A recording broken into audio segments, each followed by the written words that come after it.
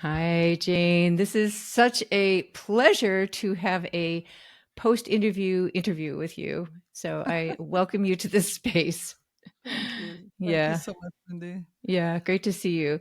And so, for people who are watching this, Jane Fleishman is a brilliant sexuality educator who is featured in episode 3. And a lot of people have been telling me how much they've enjoyed listening to you. So this Cool. is a treat to do this follow up conversation with you.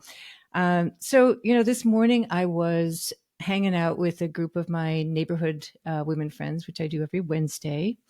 And many of them had listened to your episode. And I asked them, are there any questions that you would have for Jane if you were sitting in front of her, just like I am Oh, right now? you've become a real grassroots researcher, Mindy. I love this. It's great. Right, very ethnographic.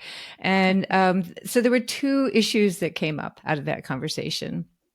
And actually, just so people being fully transparent to the audience here, Jane and I had a conversation previously where we talked about a bunch of things. And so the things that came up today were two of the issues that you and I had discussed. One is, could you talk a little bit more about Outercourse and what that is, what that looks like? Obviously. Sure. And the second, and I'm going to pile this on just so we have it up front, is to ask you to talk a little bit more about sex toys, Oh, what they great. Two are more and how they are good used. topics. I That's what I Okay, I figured. love your neighborhood friends. And are they kind of like, would you say they're postmenopausal? Like, where are Oh they yeah, thank you for now? asking that. Yes, I would say that not every single person. We have a couple people who are younger, but I'd say most of them are postmenopausal. Okay, So great. if that So, helps. fantastic. So, first of all, I just want to say to all of you who are listening, I wish I was there in person. It would have been so cool. I would have loved to have been there. But I'm actually going to be on a plane at the moment while you're all watching this. So I couldn't figure out how to be in two places at once yet, but maybe someday I will. But your friends have asked two of my favorite questions. So let's start with out of course. So, first of all, Mindy, outercourse is not a word. I mean, it's a word, but I don't think you'll find it in Merriam-Webster. But it was coined about, I don't know, over 25 years ago by a sex therapist. And we use this term to describe any kind of sexual pleasure you might be able to derive that doesn't include penetration. So, penis in vagina intercourse is what many people think of as the definition of sex. And so this term is kind of this liberating term, right, Mindy? It's like, oh, wait a minute. Oh, there are other things I like to do. In fact, sometimes more. And in fact, sometimes as we get older, that feel better and are more possible.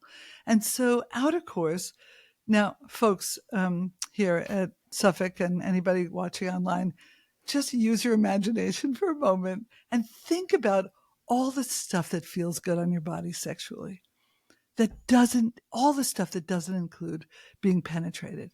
And so, clearly it could be anything, right? From, I don't know, a serious makeout session that could go on for minutes or maybe an hour, to an amazing foot rub that could be incredibly joyful and delirious and delicious and sensuous and erotic, to maybe, oral or, perhaps nipple play. Or somebody told me recently how much they loved just tickling each other.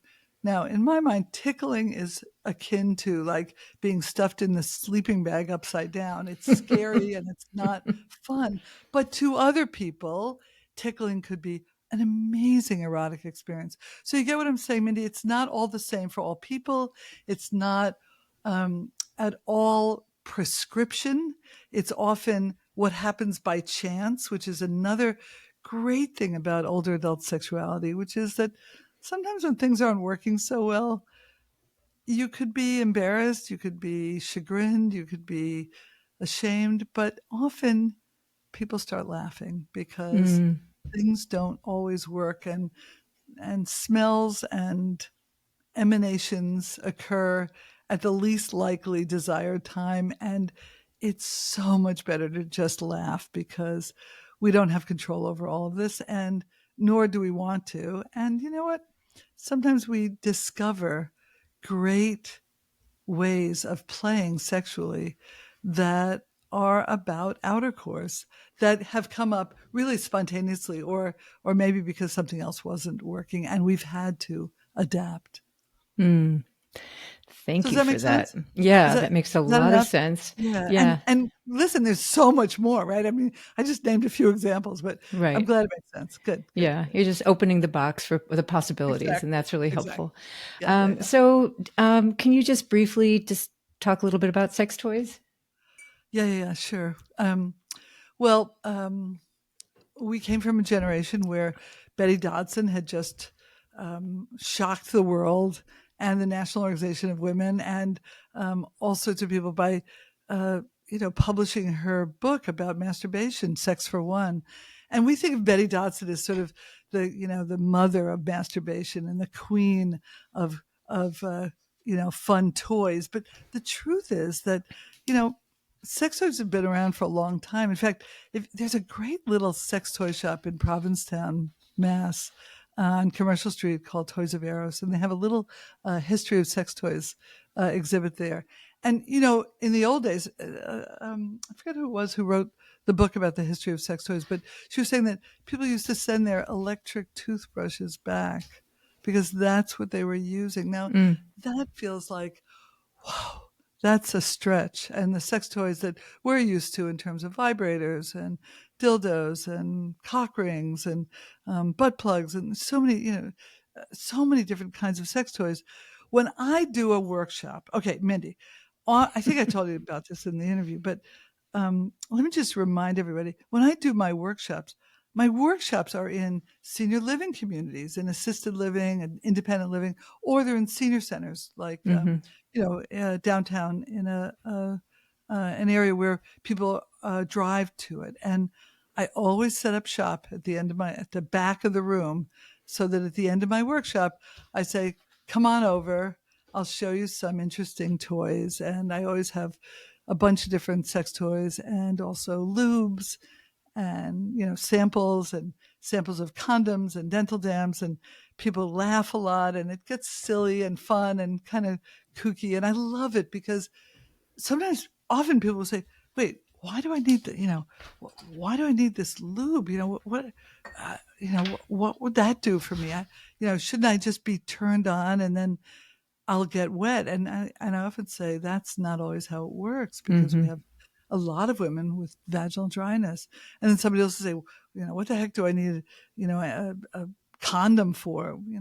I'm not going to have a baby. Right. Okay. That's good. hmm And don't forget about sexually transmitted infections. So it's a hmm barrier protection more than a pregnancy prevention. But anyway, I have these sex toys there and we have fun. And they're all battery operated. So I turn them on and I pass them around and they jiggle in people's hands and people get a little kook, like, what is this? And what's fun is that for some women, it's new.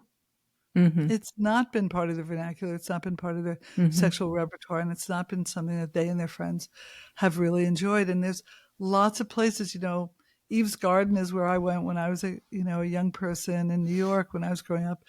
Grand Opening in Boston. There's so many wonderful sex toy boutiques all over the place. And you know what's great, Mindy? They love it when older people come into the shop hmm because the Changes peer the pressure vibe. is going. Yeah, it Yeah. changes the vibe. Very good, Mindy. Very funny.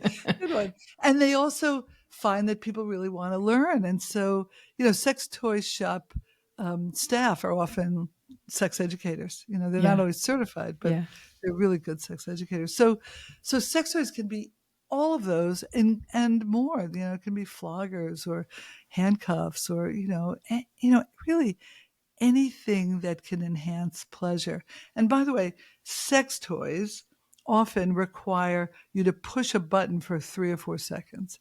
And if you've got any kind of mobility issues in your hand, arthritis or anything, it can be really difficult. And so there Mm. are sex toy companies now, get this everybody, that are actually interested in older people's bodies. And so There's one, Mindy, can I say the F word on here, or is that going to drive people? Nobody's going to blip it out. Okay. Okay. So, folks, there's a great company called Cute Little Fuckers.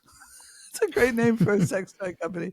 And it was started by a trans guy named Step who has some arthritis and was really trying to find sex toys that would work for his hands because he couldn't grasp. And so he has one that looks like a starfish, and it's so cute, and all the tentacles vibrate, in the middle vibrates, and there's a little happy face in the middle. And I love bringing Starzy to these programs because people say, "Oh, that's so cute," and that's exactly what I want them to say, because it can be daunting. When I was doing my research, I remember. We're almost up time-wise. Oh, let me just tell you really quickly. Yeah.